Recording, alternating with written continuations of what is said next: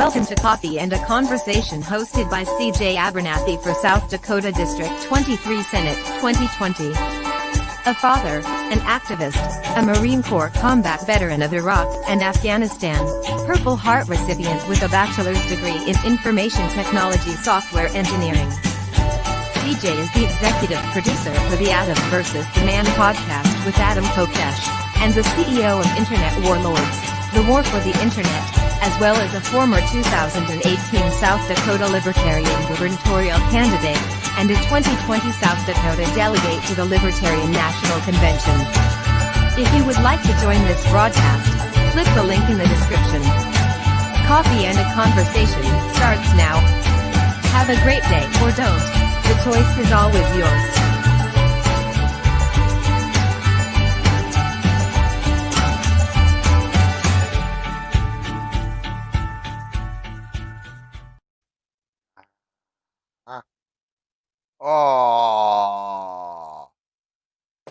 Oh man. I guess we'll have to get to the donut eating here sooner or later, I guess. Oh man. Good morning, everybody. It's your boy CJ, the Internet Warlord, coming to you live and loud from the great state of Meth Dakota.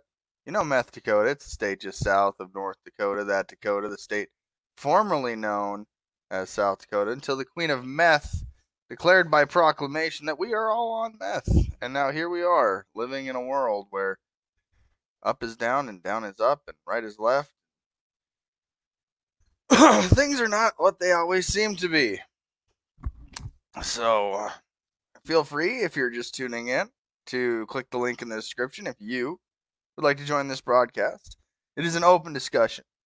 And we already do have a guest backstage, but before we get to our guest here, I just want to let everybody know to go to patreon.com/Internet Warlords and help support this broadcast, because once this rigged election in 2020 is over, I'm not going to be broadcasting free on social media for everybody to watch. I have no interest in staying on a censorship platform. The only reason why I'm doing this is because I believe if you're running for public office, that you should, make your speech public, make yourself available to the public. And some of you might have noticed a kindler, gentler intro for today's broadcast. I was in a very dark place yesterday with Mr. Cole there, and he told me that my attitude, paraphrasing, but my attitude needed to change. So I said, okay, well, I'll bring in a kindler, gentler intro and see how that makes you guys on the other end of the screen feel whenever I push the live button and decide to do these broadcasts. So, but anyways, I'm not gonna keep our guest backstage waiting. He is known as the Mighty Sword. Ladies and gentlemen, Mr. Christopher Bruce. Good morning, sir. Good morning, sir. I'm actually trying to place you correctly. I've got one of those magnetic ball things for my phone, and I'm looking for a good spot where I can just put you and then talk at the same time. Hey, there's a good place right there. Can you turn your phone this way? I can. You mean the sideways way? Oh, there we go. Yay! Now you're not letterboxed. Yeah. Okay. There we go. Now I'm not sure how well I'm coming in. Oh, you're good. But I'm afraid, CJ, that your attitude needs a little adjustment. I don't like the kinder, gentler you. So you're going to have to go back to what you were before. Wait. Wait. You want this one?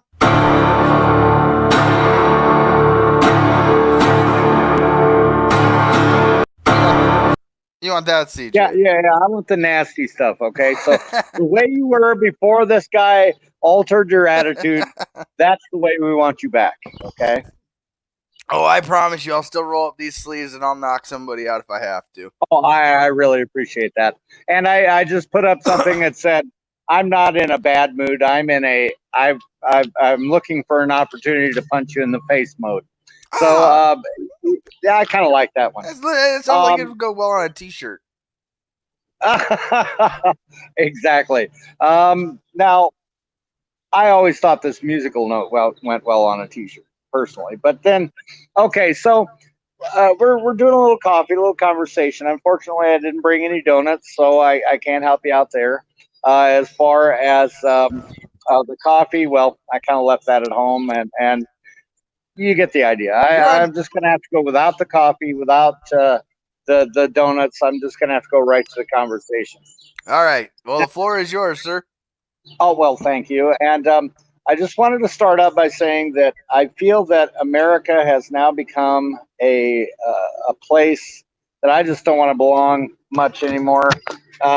One thing I did notice that I've actually been doing some. Oh, I'm sorry, I got the front camera covered. I did some videos this morning, and I'm going to continue doing these videos all day. By the way, do you have an afternoon show or a noonish show? Either one? No, I'm the executive producer of Adam versus the Man, so I'm Okay, I got it's not you. my So that show, means but so that means that when I go out and do my protest at noon, which is what I wanted to do today, that you will not be joining me. But that's okay because we're going to do some more morning protests back out there again. well, why don't you get one- them out there early in the morning? People hate that even more when their counter protest has to start at I 8. agree. I agree. And the doohickeys that live here do not like getting up early in the morning. I've noticed that.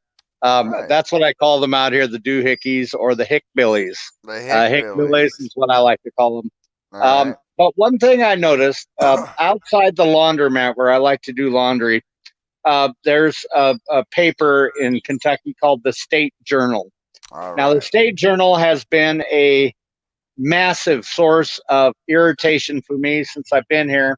The very first thing I did was film, or no, I'm sorry, I took a picture, a shot of an article that started out with the words, the the court of Franklin County has decided not to grant the budget to Frankfurt Inc. this year. And I'm like, okay, how long have I been preaching that all these people are businesses? And now they're just putting it right in print. They don't even care anymore. Franklin Inc. and that, or not Franklin Inc., Frankfurt Inc.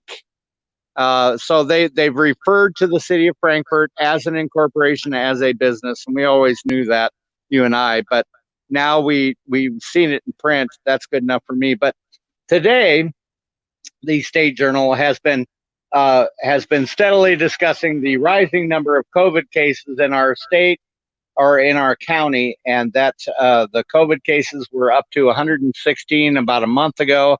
They're now up to an amazing and alarming 124. I just love the way these people scare people. Also, today it came out with a paper, and on the left there's a column that Is this what you call a hickbilly? Is that just out of curiosity? Is that what you're referring to as a hickbilly? Yeah, a hickbilly. Essentially, a hickbilly is just somebody lives in the hills of Frankfort, Kentucky, inbred little suckers. Well, But anyway, I mean, it looks Yeah, like his that's the jaw's a little. hickbilly. It looks like Yeah. his jaw's a little slack jawed, like like he might have a sister as an aunt or something somewhere in Yeah, his yeah. bloodline. I call him Uncle Cousin. I know they like that. Yeah. So real quick, why don't you explain what you're protesting here and why all of a sudden you've got the hickbillies all up in a rile up in there? Okay, well, see, the hickbillies run this little campground out in the middle of nowhere called Stillwater Campgrounds, and they have a tent camping area that allows you to stay, so many days in a tent and so on and so forth. And they have at least 50 of these, and you can just pitch a tent and just camp there, and that's wonderful. But we were camping there. We'd been camping there for 2 weeks. We'd been paying $22 a day to camp there. And so these people moved in next door to us. Now, we knew these people. We'd actually seen them before. We had stayed in a hotel where they had been staying. And these people have a 15-year-old daughter who's more adult than I am. And this little girl is usually used to watch the dogs, take the dogs out, so on and so forth. That's her responsibility. But anyway, they got to the point where they couldn't afford the hotel room, and neither could we. So we all ended up out at the campground together. Well, as it happens, they had been there for a week, and all of a sudden, one day they didn't pay. And I happened to be in the office, and I heard them talking about them. And they said, well, these people aren't paying, so we need to get them out of here. And I'm like, okay, I can understand that. But I stood up for them a little bit, and I said, I think they're good people. I think they're okay. I've dealt with them for a while. Well, they left their 15-year-old daughter out there all night long. Well, no, they didn't. Oh, yes, they did, because we drove by there to see if their car was back, and it wasn't. And I said, well, that's funny, because I slept next to them all night long, and they were there all night long.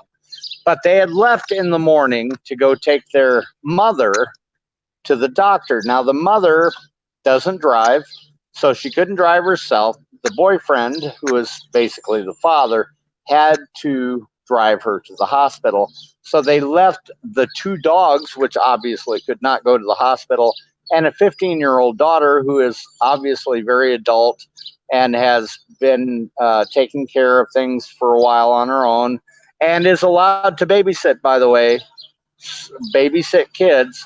So why isn't this girl allowed to be by herself? Well, they called the sheriff on these people, basically stating as their reason for calling the sheriff that they had left this 15-year-old by herself at the campground, not only all night long, but now as well. And so the sheriff comes out there. Now, before they get out there, they came over to me, who they knew was an activist and knew who helped families and knew who did not like people that call on CPS for no reason. Came up to me right before the sheriff got there and said, do not get involved. And I said to myself, don't get involved. Okay, sure. Yeah, I'm not going to get involved. Well, the sheriff showed up, and the very first thing they did was they went up to the girl and they started interviewing her. And I intervened and I said, look, this girl has not been here all night by herself. And even so, she's 15. She's very adult. She can take care of herself. She's here to watch the dogs, who obviously cannot go to the hospital with the mother. Okay, that's why she's here. And we're parked right next to them, so we're keeping an eye on her as well. And they said, okay, thank you very much, and that's great. Well, then they kicked the people out obviously for not paying. And then they kicked us out for helping. So that leads to the protests. Now I see it clear. Okay, yep. So you help them, they help, they evict them, you help them, they evict you. Yeah, and by the way, I feel it's important to mention that the sheriffs did nothing to that family, did nothing to that daughter, did not take her away, did not haul her away in chains. Okay. And by the way, I should also mention that those people had been there for a week. So why are they just now doing something? Nice. Well, obviously it was because they had not paid. So you started protesting, and I showed the hillbillies. But what was your interaction like here? Kind of walk us through it with the sheriff as they pulled up and as you're protesting here. Okay, now this is a good one to mention, because what happened here is they called the sheriff every time I'm out there. So every time I go out there, they call the sheriff 2-3 times. The funny part is that I was threatened by a very unconstitutional sheriff just the day before, that if I called, I don't know. So that if I called the sheriff again, that I was going to get arrested. I don't know what's going on here. Is that your music or my music? That's your music. Okay, hold on a minute. I don't know why Lady Gaga's on my radio. Hang on a second. It's the Illuminati, man. It's the Illuminati. Please hold. Okay, let's turn the radio off. Okay, thank you. Now we're back. Now we're rolling. I am so sorry about that, CJ. No, you're good. You're good. So back to the sheriffs here and back to the sheriffs here. They were called 4 or 5 times on me. Just about every time I went out there, they called the sheriff on me. And the sheriffs came out today because they called And they called, and I was wrong. I was just standing over there protesting like usual. Okay, are you still with me? Yeah. Okay, I'm sorry. My phone locked up. It's doing all kinds of crazy things. But anyway, the sheriff decided system UI is not responding. Now I'm closing the app. I think that's you too, no, by the way. It's not me. Yes, it is. How's it me? I can still see you. I can still see you, Mr. Bruce. It's your and come back if that's all right. It's your no. Why don't you try to come back and clear that connection up?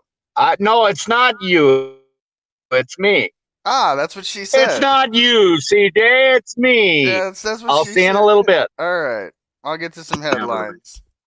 All right, so Mr. Bruce, everybody, and we'll get to the headlines here. And whew, what a story that is. So, all right, well, let's get right to our first one for the day, you guys. I can't preface this enough with how stupid it is to be represented by a woman that is dumber than a box of rocks. And I mean this in every sense of the word.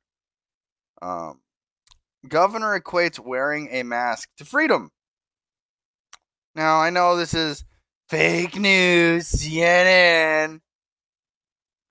But I'm going to bet she said something along these lines, and it doesn't matter what platform, fake news or not. She is as dumb as as the headline makes her out to be.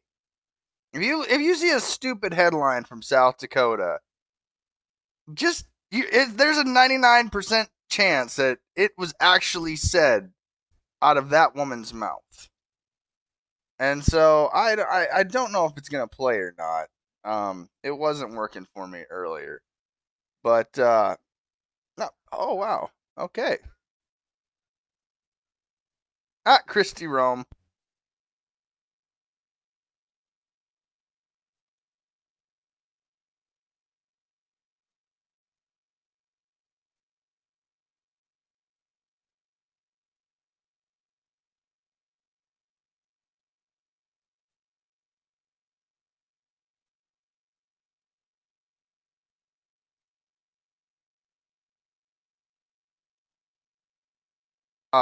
It wasn't actually there, was it?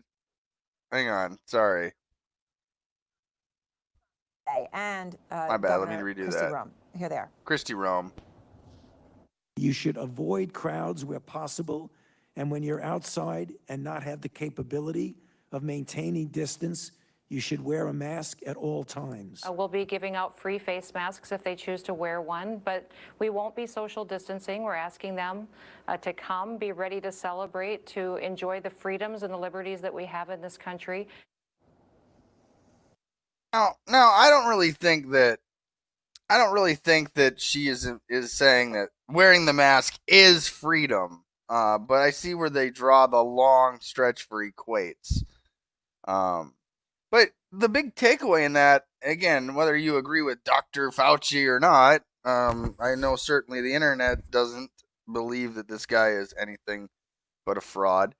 But so is Kristi Noem. So it's like two frauds of, different feather. Two frauds of a feather.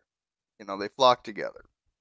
And so, one, Dr. Fauci saying, well, if you're not going to social distance, wear a mask. And Kristi Noem's like, well, we're going to give people masks if they want them, but we're not going to require social distancing. I think there's like 5,000 tickets or something that are going through for the fireworks display here in 3 days for Donald J. Trump and coming, and of course Kristi Noem gets to sell access to the President of the United States again, and it's just dumb. And I mean, if I think about this, folks, can you think about it on the other end of the screen? Can you sell access to the President of the United States? And if you're thinking to yourself, fuck no, CJ, I can't sell access to the President of the United States. Well, Kristi Noem already has done that, and will do it again, given every opportunity that she can possibly get So, from stupid to not as stupid, I actually think this is a more appropriate story to cover. But still, there's always stupid in every story, for sure. So, we go to The Guardian. Donald Trump should stay away from Mount Rushmore, Sioux leader says. And again, coming in from our favorite Oglala Sioux Tribal Council president, Julian Bearrunner. The president's planned visit to the monument on stolen native land risks spreading coronavirus, tribal president warns. Now, you just heard Kristi Noem saying that they're going to give masks out, but they're not going to require social distancing. And you heard what Dr. Fauci said. And then you look at the Oglala Sioux tribal president and you go, well, he's not wrong. I mean, in all reality, this could increase some cases of coronavirus and be known as the Independence Day outbreak. Trademarked, coined. So I don't know if that's how it works or not. But anyways, but see, here's the thing on stolen land. Yeah, every single one of these presidents, had no issue killing Native Americans. We took a native sacred mountain, federalized the land that we stole from Native Americans. And when I say we stole, I mean the government of past previous years, and I identify still as a country, which is, I know, more political brainwashing and all that, blah, blah, blah. But what I'm saying is, if you're telling the history of the story of the we versus them, this is why they feel this way. This is why I'm doing it that way. So anyways, because I know I personally didn't chisel these fuckers into the mountain. And I know personally that I didn't kill Native Americans. So are there better people we could put on a mountain? Like, change the faces, maybe, I don't know, Mr. Julian Bearrunner doesn't want to blow it up like I said could happen. I mean, just for the record, and I'll preface this every time I say that the Oglala Sioux tribe would already have this mountain back if I was elected governor of the state of North Dakota. If I would have been elected, they wouldn't be doing these stupid articles back and forth on CNN to The Guardian to this to that. It would just be the state of South Dakota has failed in its obligations of fiduciary duties and responsibilities per the treaties. And as a result, we're giving all this land that we hold back in trust to the native tribes here for them to divvy up amongst themselves because we failed. We failed. We don't just get to keep printing out fiat currency to keep shutting them up. I mean, when our dollar declines, they feel it the most because they're already a third world country in most cases. If you really think about it, in their own sovereignty. So you would have had your land back if it was Governor Abernathy. I know people laugh when I say that. They go, oh, this guy's crazy, but it's true.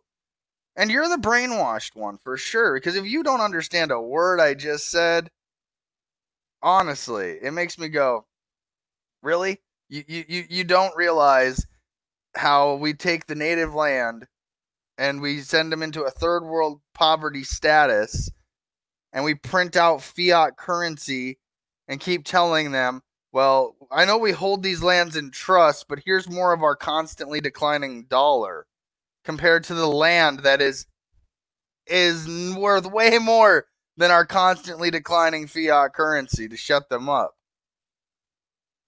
So at the end of the day, I mean, you could have had your land back, but you guys keep voting Democrat, and I don't feel sorry for you at that point. Like I try to give you the opportunity.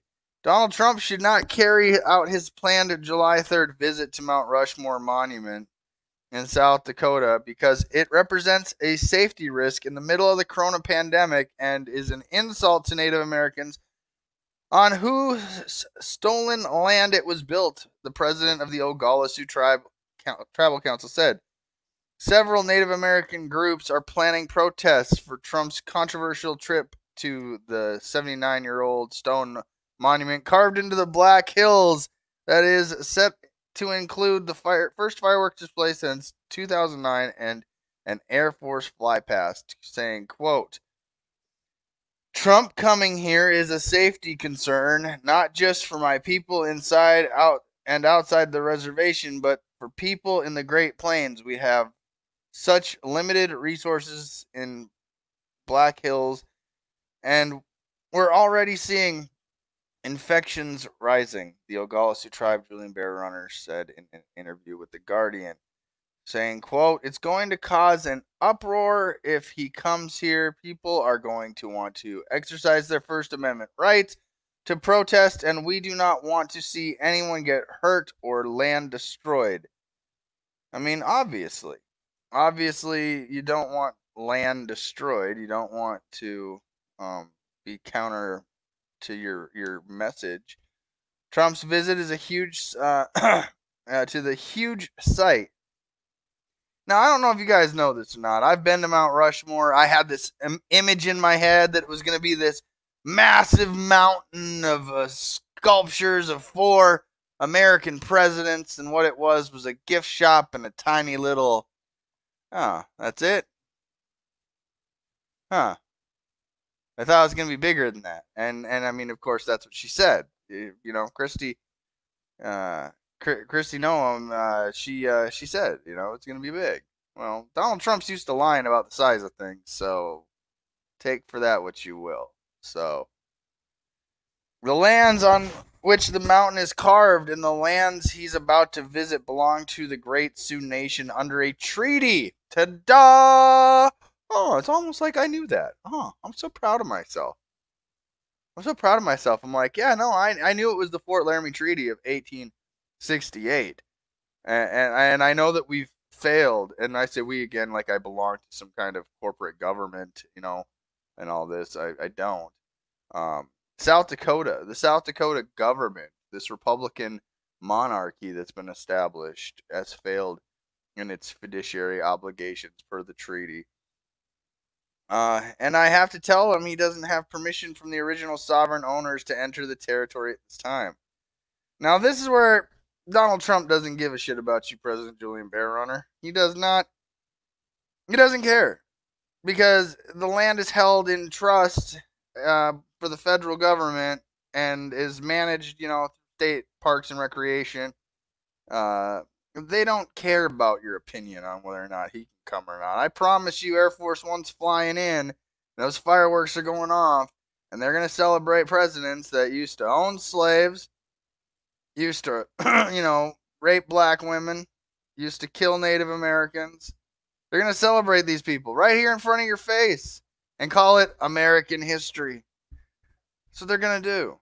They're going to do that, and they don't care. They have zero care whether or not you think that he should be able to go there or not. They've already got it accessed to where they're going to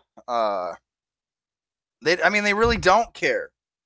I mean, that's just the only way that I can tell it to you is that you know, the thing with arguing with a government that constantly violates your rights and it constantly abuses you, they don't care.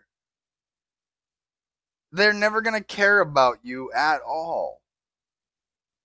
They know they're violating the treaty. They know they're violating the constitutional rights of its own citizens. So you think they care about a sovereign third world country that they just let you exist because, you know, they kind of have to, but instead they just boxed you into these little spots and called them reservations that you all call the res. I mean, you should be able to reclaim your land. You're the president of an entire sovereign nation. But see, the problem is, President Bear Runner, that you capitulate to the white woman that's running this state of Meth Dakota. And I say it with all due respect. You're a good man. Make no mistake about it. This is constructive criticism of your position towards the state government. Your tribe constantly votes Democrat. I don't understand how natives can look at a kid sniffer and go, yeah, they'll give us more freedom than the Orange Messiah over here.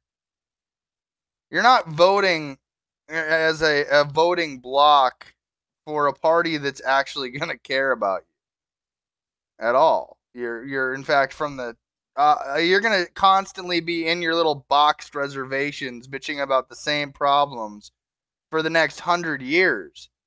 If you, as a president, don't get your people to realize the two-party duopoly is what's maintaining you guys sitting in little boxes on a piece of land, you know, that again, the government doesn't care. They'll take more and more and more, and they'll put pipelines in, and they won't help you, and when they do, it's corrupted, as we've seen with EB5 and Gear Up. We've seen all this.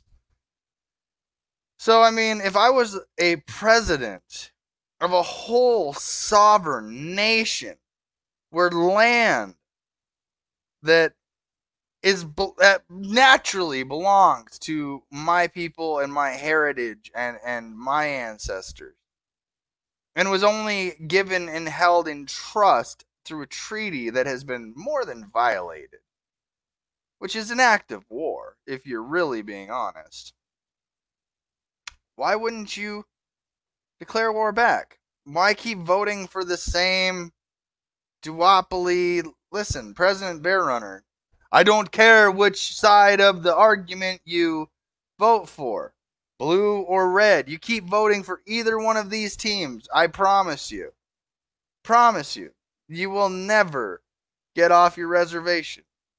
You will never get your land back. And there ain't going to be a damn thing you or any president down your line will have to be able to stop it. It's a fact of the matter. So, one more South Dakota news story for you guys for the day. I don't know if you guys know what's coming down the pipeline or not. That pun intended. And that is the question. This thing won't To legalize for me. So there we go. Here we go. Or not to legalize? That is the question South Dakotans will answer when it comes to marijuana in the state. In November, voters will decide on Constitutional Amendment A and Initiated Measure 26. Amendment A would legalize, regulate, and tax marijuana, as well as require laws ensuring access to medical marijuana. IM 26 would establish a medical marijuana program for qualifying patients. KELOLAND's Brady Mallory shows you some big-name bipartisan supporters and also has a response from law enforcement. South Dakotans for better marijuana laws want voters to say yes to cannabis in the state. The outright prohibition on cannabis does not work. Supporters include former U.S. Attorney Brendan Johnson and Chuck Parkinson, who worked for President Reagan's administration on the front lines of the famed war on drugs. I've come to the conclusion that after all of these years that we've spent hundreds and hundreds of billions of dollars and really have gotten no results. We still have ruined lots of lives. We have taken away productive citizens who cannot get jobs because they may have a drug conviction on their case file. Today, the group held a Zoom forum and says legalizing and regulating marijuana would free up prisons and jails, and cited a Legislative Research Council study estimating it would bring in $30 million of tax revenue by 2024. Of course, that does not mean that we favor no restrictions on cannabis. We certainly do. Does the police department have any concerns or questions about going forward with this? Yeah, I mean, we know from experience that the drug use has harmful and impairing effects. We've seen a lot of different issues that come from drug use, not just meth and heroin. There's obviously been a lot of attention around that, but we also see a lot of problems, a lot of crime associated with marijuana. The decision is up to voters, but Clemens hopes law enforcement will continue to be a part of the discussion now and in the future when it comes to enforcing any potential reform. Anytime somebody's talking about a big change like that, there's obviously a lot of stakeholders that are involved, and I think getting a perspective from the law enforcement side can be very valuable.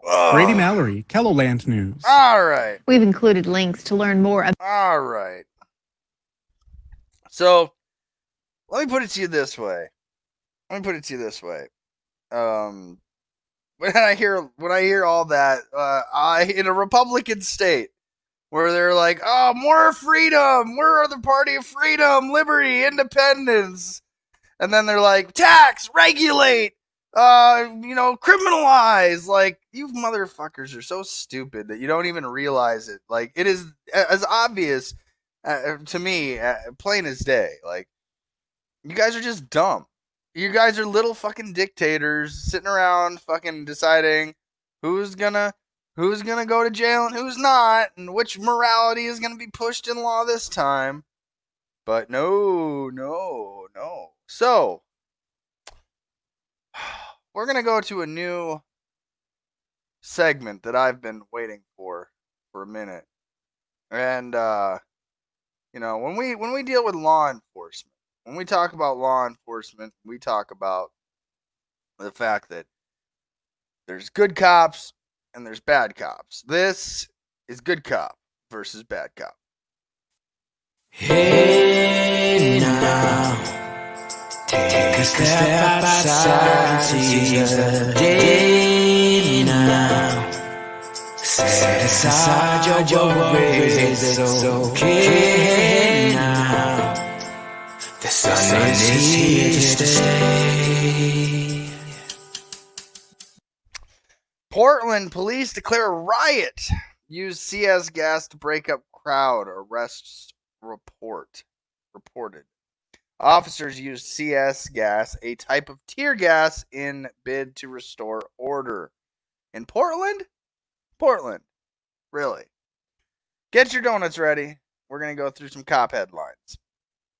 In Portland, Oregon declared a disturbance to be a riot on Tuesday night as they tried to break up a crowd of demonstrators. Law enforcement officers used CS gas, a type of tear gas, in bid to restore order, while a limit on the ability of police to use the substance was in effect, Fox 12 of Oregon reported. Quote, if you do not disperse to the east, you are subject to arrest or use of force to include crowd control munitions. Man, I wish the redcoats would have been putting out shit like that we could be reading in history like 250 years from now, that the bluecoats are doing this shit. And the redcoats say to the patriots, if you do not disperse to thy east, we shall rain down muskets and cannonball fire on you. I mean, it's just like, okay, well, I mean, look at these people. They got the gay pride badge. You know? Like, I thought these people are fabulous. But no, they're not. They're out here saying, if thine do not disperse to thy east, it will be declared we will use crowd control munitions upon you. So, what happened? Of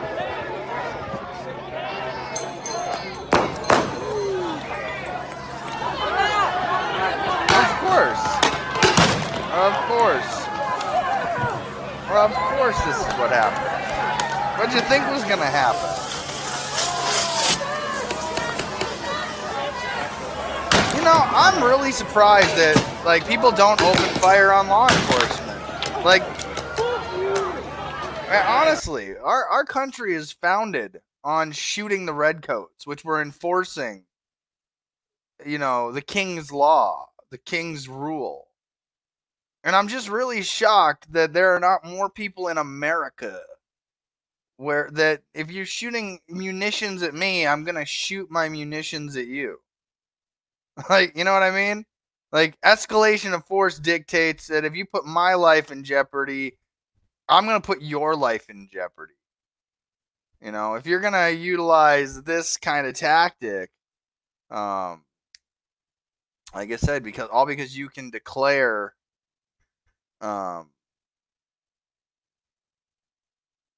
this is somehow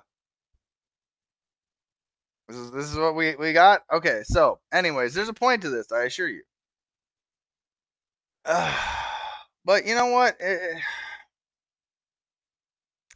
tear gas has had a long history in the news. This is just a story I thought would be relevant for a headliner. Tear gas, harsh, terrifying, and legal to use on civilians back in 2018. And just so that we're aware that, you know, chemical weapons of this nature are, well, they're pretty lucrative. Now, where did it go?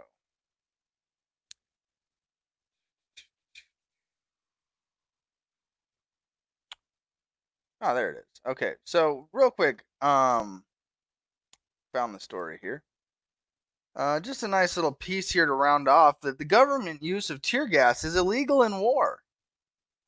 So it's illegal. Like, our government, Congress can go, bad country, we're going to war with you, and do it even the whole legitimate, legal, and lawful way. But it's illegal to use in war. But it's illegal to use on civilians in America. Wow. So, and this is according to the ACLU. You know, this story goes into immigrants at the border, but the story is still the same nonetheless, that the use of tear gas is illegal in war. That's where we're like naturally like, we're going to kill you and everybody you love indiscriminately, but we can't use tear gas. We can't use this form of gas that's illegal in war, but we can use it here in the United States. This makes no, I don't know. Hello, Karma Knock Knock, in 1, 2, 3. Why would you call us dumb? We're watching you. If I didn't agree, I wouldn't be watching. Well, listen, Karma, I appreciate that. I go by the Cinderella theory in broadcasting. I'm going to talk about subjects, and I'm going to say pronouns that are directed in certain ways that are designed to give you the Cinderella effect, where if you feel that slipper's fitting just a little too perfect, you go ahead and you go to that ball there, Cinderella, and you start dancing. But if you're feeling like, hey, this slipper don't fit, well then don't worry, it ain't directed at you. And again, I would like to know where you identified with the word dumb that I was using in that, because I honestly, I don't have a problem with you personally. I don't go, hey, all of you on the other end of this screen are dumb. I don't do that. I will say a lot of people on the other end of this screen here are dumb, and you know, either way. But where does it all benefit? It's illegal. It's legal in war.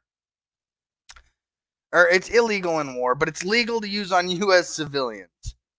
Who's making this money? Because this is some like really weird shit, and that's where my brain goes to.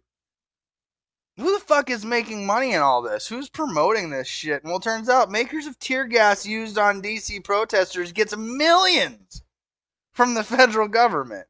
And you're just like, well, all right, explain. All right, Safariland, the controversial maker of the tear gas used to clear protesters near the White House last week, and two of its distributors have generated more than $137 million in sales from the U.S. government in the past 3.5 years, according to CBS Money Watch review of federal spending data. The sales, up from $83 million in the prior 3.5 year period, do not include money spent by local law enforcement agencies on Safariland tear gas. There have been multiple reports of tear gas used in protesters in Minneapolis, where George Floyd died in police custody last month, and where else in recent news as protests against police racism spread across the country. Federal records show the Department of Justice last year bought 160 canisters of Speed Heat from distributors A to Z Supply. Speed Heat canisters hold mace gas and can be shot from a distance of as much as 150 feet. The canisters cost $26 each and are manufactured by Safariland subsidiary Defense Technology. So it's all about money. the more tear gas they use, the more money that people are going to have to spend in tax dollars. So, here's a picture here of a Nathan Baca. I've reached out to U.S. Spark Police POI to explain why our WUSA 9 crew picked up both artificial CS and natural CS tear gas canisters on H and 27th St. Street Monday night. Please explain at Real Donald Trump, at Press Secretary. Media falsely claimed violent riots were peaceful and that tear gas was used against rioters. TheFederalist.com. Fake news is hurting our country so bad. Don't burn down churches. This article is a must read.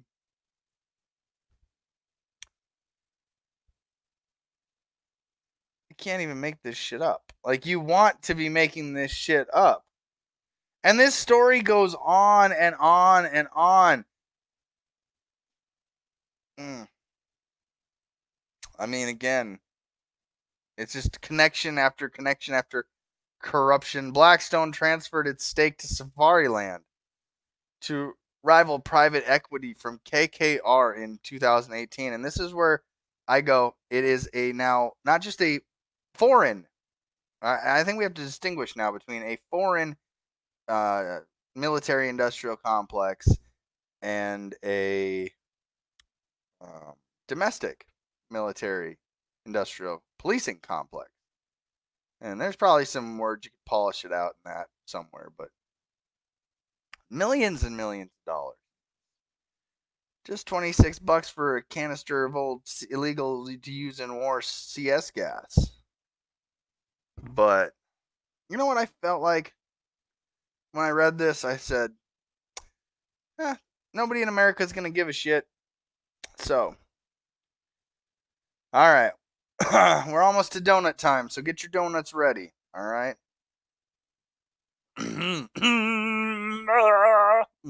All right.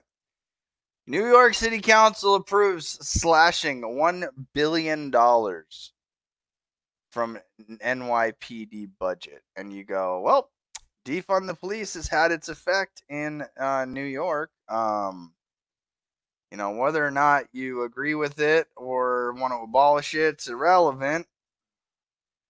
Everybody's going to do it at their own time and way they can convince their own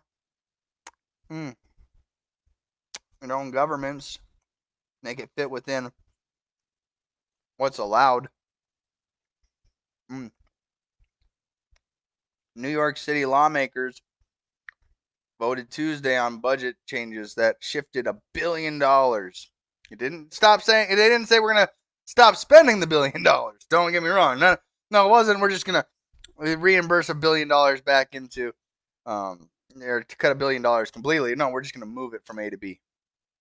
From the New York Police Department to programs that assist in youth and community development, a number that fell short of what many protesters in the city have demanded. The city council said in a statement that the city's 2021 budget will include $837 million in cuts and transfers to the New York Police Department expense budget, which removes $1 billion when combined with associated costs. The amount of far less than what some protesters demanded. Rep. Alexandria Ocasio-Cortez, Democrat in New York, said earlier that $1.5 billion in cuts would not be enough. So, you give a Democrat a cut, of police spending, and they're going to want to abolish it. All right. Now on to the next little segment here in our update of the two different deaths of two different men. One man, murdered on the street. The next man, killed in self-defense by a law enforcement officer.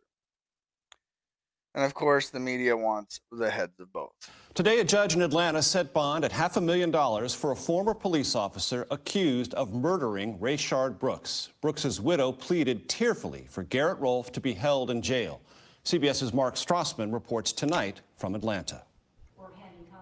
Garrett Rolfe appeared in court on Zoom, but soon he'll appear in public. I am therefore going to grant a bond. Less than 3 weeks after he shot and killed Rayshard Brooks. Video shows Brooks seemed friendly the night he died. Put your hands behind your back. Until Rolfe and another officer arrested him for DUI. Rolfe chased Brooks, who fired a taser at the officer. Rolfe shot him in the back with his 9mm Glock. Atlanta erupted. The Wendy's was torched. Atlanta's police chief resigned. Tamika Miller is the victim's widow. Also in court by Zoom today, she pleaded for Rolfe to stay behind bars. And I say no to it. If he was released, I can only imagine where my mental state would be. Rolfe faces 11 charges, including felony murder. He could face life in prison without parole.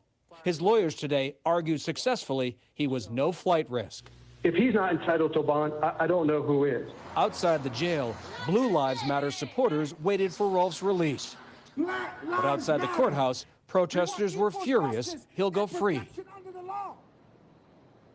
Rolfe will have to wear an ankle monitor and can't have any contact with Atlanta police officers. The next milestone in his legal case will be for a grand jury to consider whether to indict him, and that won't happen until early next year. Major? All right. Man, these donuts are good, though.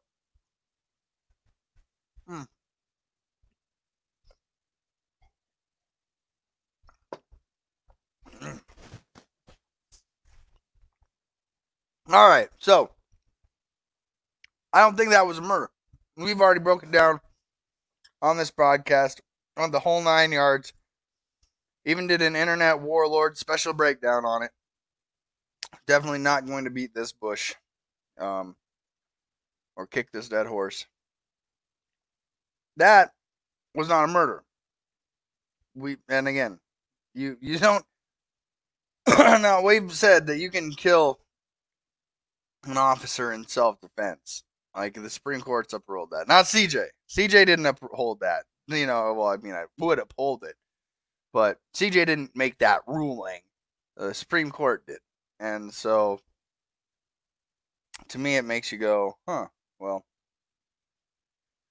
does he have a right to defend himself? I mean, he had already been detained, suspected. I mean, was there a victim? You know, like I said, these are all things for a grand jury to consider, but in my opinion, if I was on the jury, I wouldn't be convicting the officers, and there's a reason why you don't attempt to steal a taser. You know, you don't try to fire said taser at an officer, and I think that you lose your defense when you do so, because I know that the color of your skin don't matter if you're pointing something at a cop. On to the cops that should be charged. And we go to our Minneapolis here, and we'll get And there are new developments tonight in the police killing of George Floyd in Minneapolis. The 4 officers charged in his death appearing in court today. His emotional aunt and uncle in the courtroom as well. ABC's Alex Perez is in Minneapolis. Tonight, the 4 fired Minneapolis police officers accused in the murder of George Floyd in court. Derek Chauvin, seen with his knee on Floyd and charged with second-degree murder, appearing via video. The others charged with aiding and abetting. Chauvin, Toe Tao, seen holding the crowd of bystanders back, in custody and appearing in person. Also in the courtroom, rookie cops J. Alexander King and Thomas Lane, both out on bail. Watching from the gallery, George Floyd's aunt and uncle. I'm sitting 6 feet from a dude that just killed my nephew. I got to take it back here for just a second. That man right here wants to tear down a Gettysburg statue. He's dealing with a whole bunch of other issues here in South Dakota, and I'd be remiss if I didn't throw that one out there for Reb Ryder over on Rapid Fire Radio, Rapid Valley. Oh, no, formerly of Rapid Valley. But anyways, I forget you move, man. Forget you move, Mr. Reb Ryder.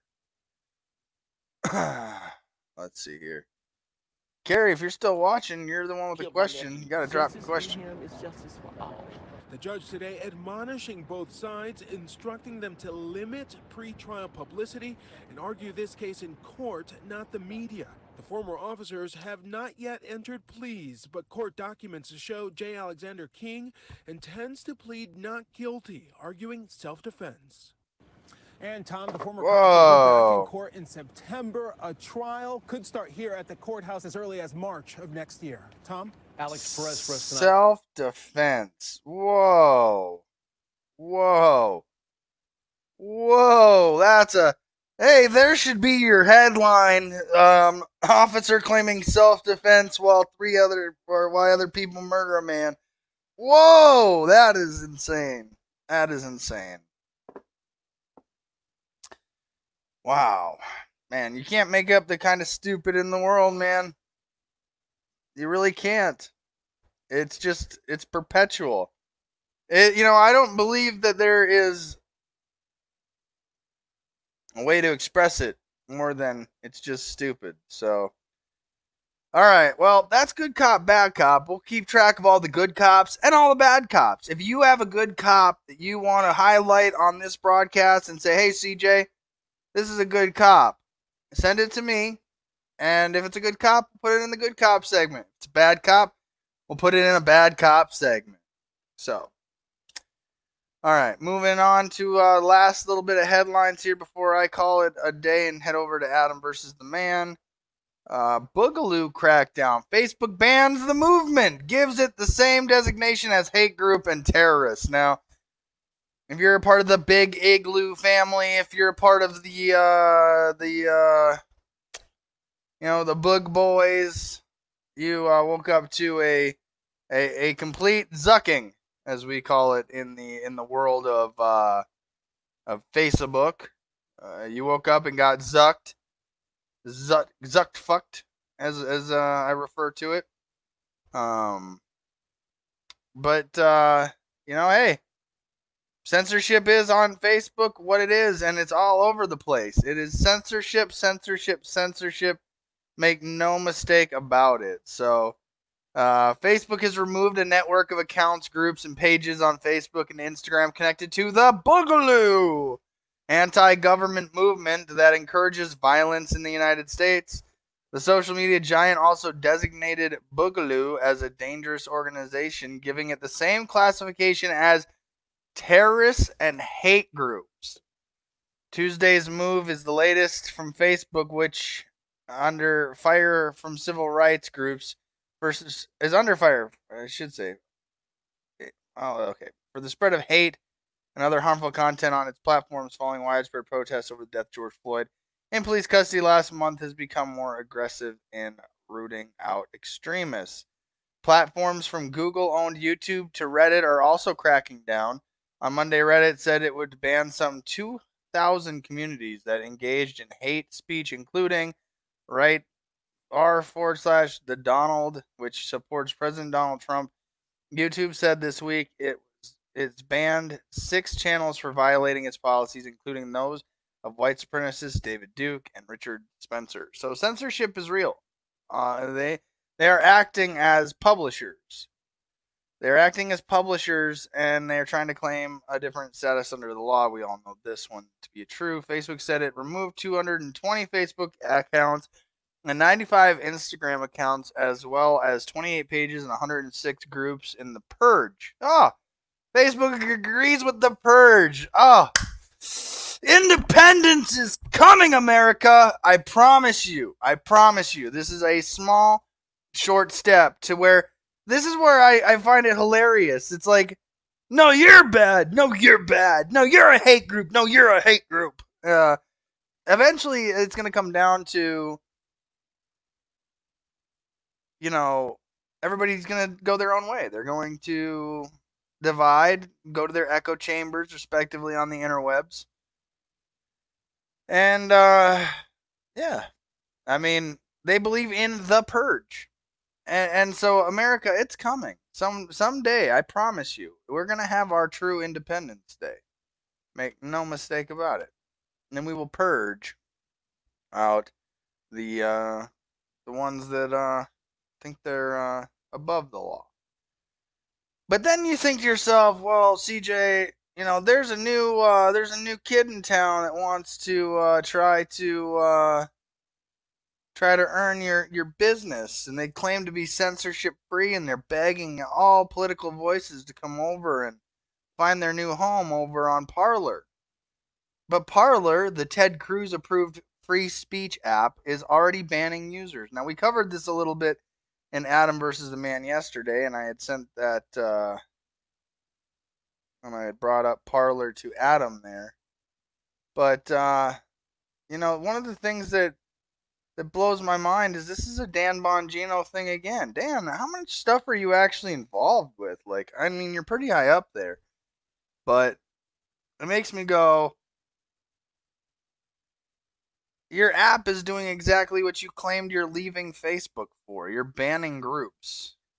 You're no better than Facebook. So I wanted to leave that out there. Again, I'm admittedly a fledgling little peon broadcaster. Nothing special here, folks. You're not missing much, but just another outside the government groupthink opinion of the red team, blue team duopoly. So it blows my mind. So, all right, some headlines that I'll be tracking, but not going to be going through too much today. NASA delays Mars rover launch until at least July 30th. New rover going to Mars should be pretty awesome. I'm not mad at that. Here's one that I think everybody should be aware of. They are doing COVID outbreaks at meat processing plants that are covering this up, and it's all over. It happened here in South Dakota. It's happening in parts of the state, or parts of the country.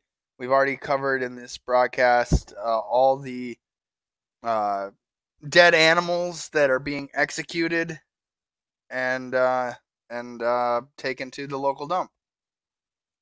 So another article, just kind of for a headliner for you, from the failing New York Times.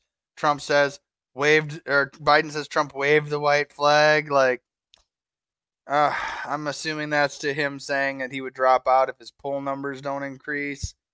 And then here's a story that we were tracking with the Ken and Karen story.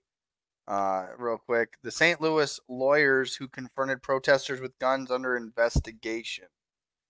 So we investigated. We didn't realize it was private property. Their actual names are Mark and Patricia McCloskey. Or as otherwise has been dubbed on social media, Ken and Karen. And with a bunch of funny ass memes coming out. I originally thought that this was just them on their private property pointing weapons at people in the public. Turns out these were people that were on private property, and they were doing things that would be an escalation of force on anyone's private property. If you came to my private property and started breaking down my stuff, chances are I'm going to start shooting you. So, I mean, how nobody died is a testament to maybe Ken and Karen just got a little scared, a little anxious. They don't have proper weapons training, as we discussed yesterday. You know, the thing is that, you know, treat, never keep, treat every weapon as if it were loaded. Never point your weapon at anything you do not intend to shoot. Looking at you guys. Keep your fingers straight and off the trigger till you're ready to fire. Looking at you, Karen. And then keep your weapon on safe till you're ready to fire. Good morning. So, I mean, like I said, I don't care if you can defend your rights on your private property, and even if it means you look as stupid as this, you still have the right to defend your property. So, as far as investigation goes, there should be criminal charges for brandishing on private property. People that were coming on there like that, no. I'd be pretty dumbfounded to find anybody that would get charged in that situation. So, all right, and then just like wrapping up the Mars rover and the epic struggle to constantly get things to Mars, the coronavirus aid bill is about as monumental and as much of a struggle as getting a rover to Mars. In fact, I would wonder which one's easier. But as we already know, this is just another way to steal more money, print more fiat currency, devalue the dollar even more, and at this point, I'm safe to say that it's the dollar is basically on its decline. It's never going to recover. We're already going down the rabbit hole, and yeah, I don't think it's safe to say that we're ever going to make a comeback. So, well, it looks like the living man couldn't get it back on today, so that is what it is. It will be what it will be. So we'll just call it that. So I'm gonna go get the Digital Studio Freedom open for Adam versus the Man here in a few minutes. So if you're not already a patron member over there, please go check us out. What else? That's about it. There's links in the description if you want to help this broadcast, if you want to be a sponsor, if you want to show a little love and support. Always appreciate it. Nothing's expected and everything is appreciated. So with that being said, you guys have a good day or don't. The choice is always yours.